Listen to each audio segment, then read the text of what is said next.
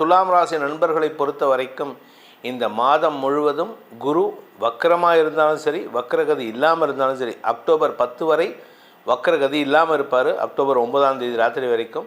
அதன் பிறகு வக்கரகதி அடைவதும் உங்களுக்கு யோகத்தை ஏற்படுத்துகின்ற வகையில் இருக்குது.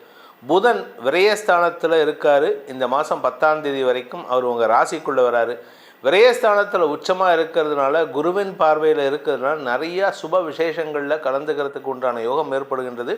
நிறையா மொய் எழுதுனங்க இந்த மாதம். நீங்கள் நிறைய செலவு இருக்குது உங்களுக்கு. குழந்தைகளுக்கான செலவு, தந்தைக்கான செலவுன்னு ஏகப்பட்ட செலவுகள் இருக்குது. பாக்யாதிபதி புதன் உச்சம் பெற்றிருப்பது நல்ல விஷயமாக இருந்தாலும், அவர் விரயஸ்தானத்தில் உச்சம் அடைந்திருப்பது நிறையா சுப செலவுகளை ஏற்படுத்தக்கூடிய வகையில் இருக்குது. காது குத்துலேருந்து ஆரம்பித்து கல்யாணம் வரைக்கும் எல்லாம் லைனாக வந்துட்டே இருக்குது. இதுக்கு என்ன சார் பண்ணுறது அப்படின்னா, கடன் வாங்குவீங்க. கடன் வாங்காமல் இருக்க முடியுமான்னு பார்த்தா கஷ்டம்தான். ஆனால் வருமானத்திற்கு குறைவு இருக்காது.